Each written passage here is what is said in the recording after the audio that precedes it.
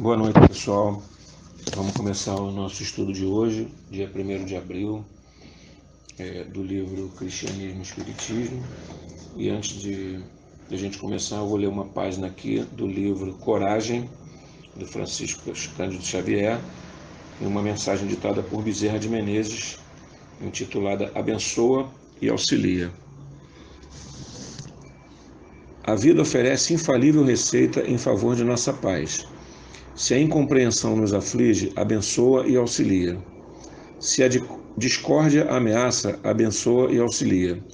Se a dificuldade aparece, abençoa e auxilia. Se a crítica nos vergasta, abençoa e auxilia. Se a maldade nos bate à porta, abençoa e auxilia.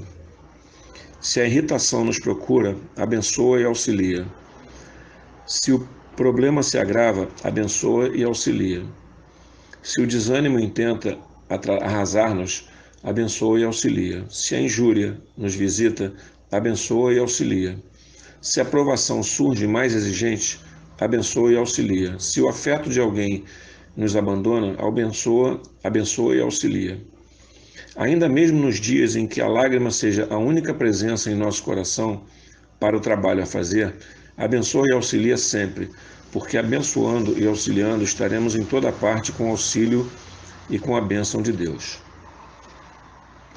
Bom, o estudo de hoje, a gente vai estar estudando aqui o livro Cristianismo e Espiritismo, de Leon Denis, e nós estamos no capítulo 9, cujo título é A Nova Revelação, o Espiritismo e a Ciência.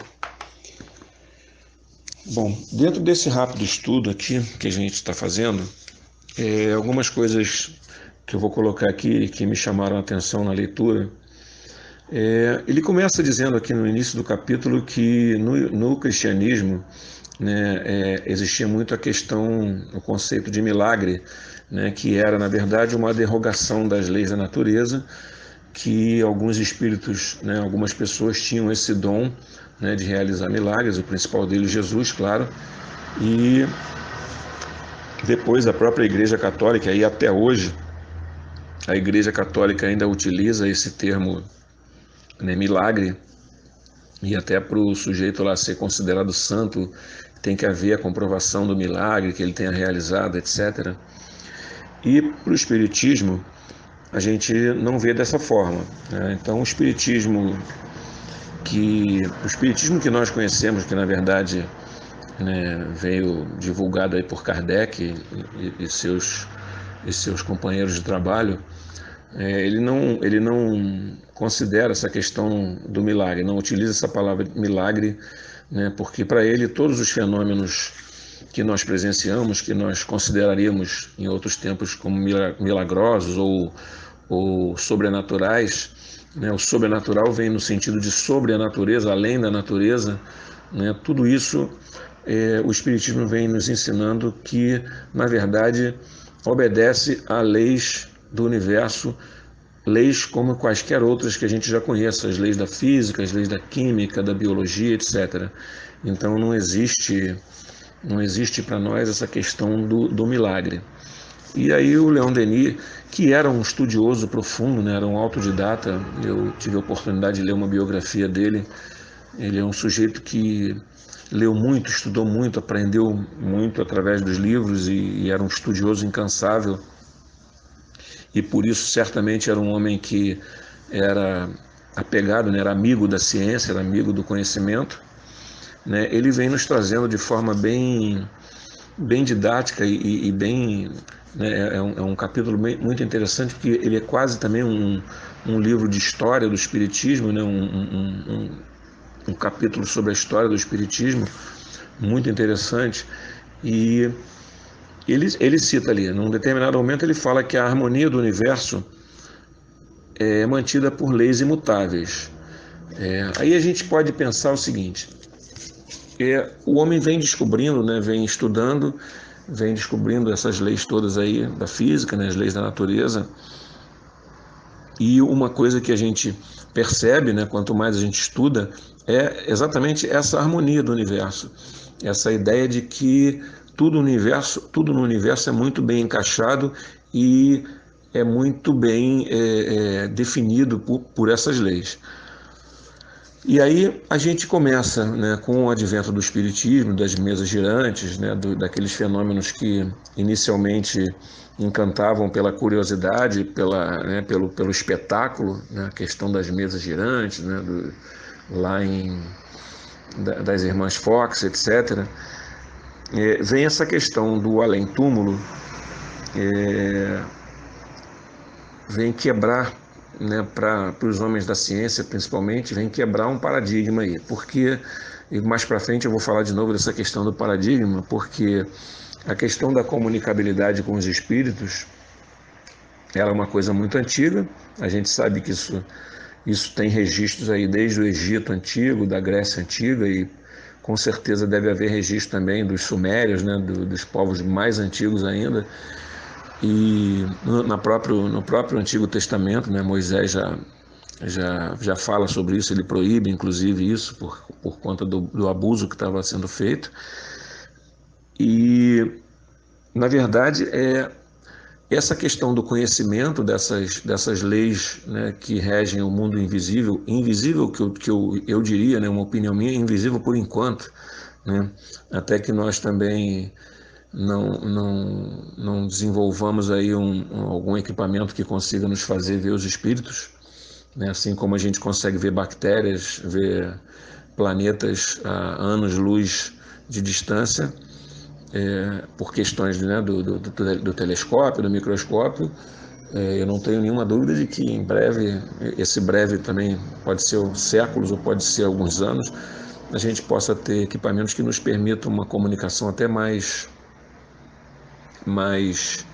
a miúde com os nossos irmãos desencarnados. Inclusive, isso está no Livro dos Espíritos, não me lembro em qual questão, que os Espíritos dizem para o Kardec que haverá, inclusive, instrumentos muito melhores, né, para essa comunicação. Mas voltando aqui ao tema do nosso estudo, né, do nosso capítulo, o que acontece? Ao longo dessa evolução da humanidade, né, nós tínhamos então na questão dos egípcios lá, essa questão da comunicação com o mundo espiritual era para alguns poucos iniciados, propositalmente, até porque a humanidade não tinha maturidade para esse tipo de coisa, o que foi comprovado inclusive pela própria atitude de Moisés, né, do abuso, né, que o povo estava fazendo em relação a essa comunicação. E o homem também não conhecia, né, como diz aqui no texto claramente, não conhecia o seu lugar no universo. O que significa isso? A nossa visão, a visão da humanidade, não só da questão de Deus, mas também da questão do universo fisicamente falando, dos planetas, das galáxias, né? O homem não conhecia nada disso. É uma coisa muito recente. Se a gente for pensar na questão da humanidade, da história da humanidade, é uma coisa muito recente a invenção do telescópio, a invenção do microscópio, né? Por mais que eles tenham alguns séculos de existência, em relação à existência da humanidade, eles são aparelhos recentes. E a gente está há muito pouco tempo entendendo, né, começando a entender o nosso lugar no universo. E com esses aparelhos, né, a ciência propriamente dita, né, ainda vamos falar da ciência espírita, mas a ciência propriamente dita, ela com esses aparelhos, ela vem reduzindo essas nossas limitações, as limitações do nosso sentido. Então, nós hoje temos aparelhos que corrigem, né, que nos ajudam a enxergar mais longe, a enxergar coisas infinitamente pequenas. Nós temos aparelhos, né, que nos ajudam a corrigir nossa audição e por aí vai. E a ciência vem reduzindo então essas nossas limitações. Voltando então àquela ideia da questão do mundo invisível, né, do estudo do mundo invisível, que eu falei da quebra de paradigma, o que acontece? O mundo invisível, essa comunicação com os espíritos, a comunicação com os nossos irmãos desencarnados, também tem suas leis. Só que essas leis, elas são completamente diferentes das leis que a gente está acostumado a estudar, né, no universo. Então, quando você tem um laboratório de física, se você repete uma experiência com os mesmos nas mesmas condições, essas experiências vão dar sempre os mesmos resultados.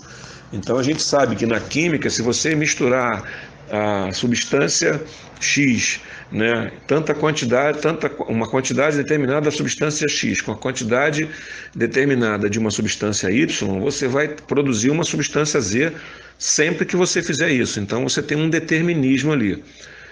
No estudo da comunicação, né, com o mundo espiritual, isso não é bem assim.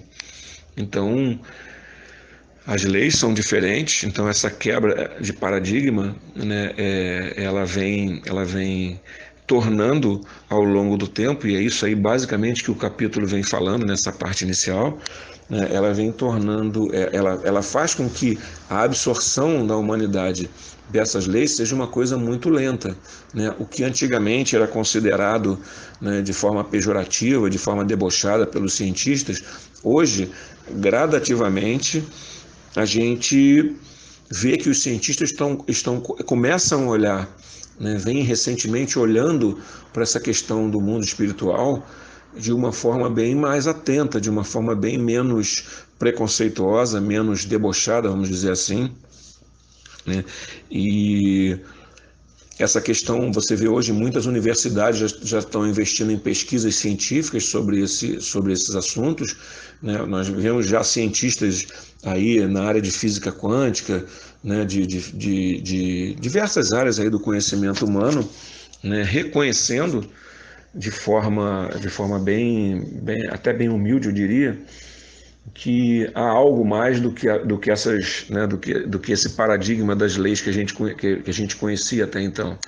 Então, a academia hoje ela já olha para a questão espiritual de outra forma, de uma forma muito mais aprofundada, de uma forma muito mais atenta e de uma forma muito mais séria.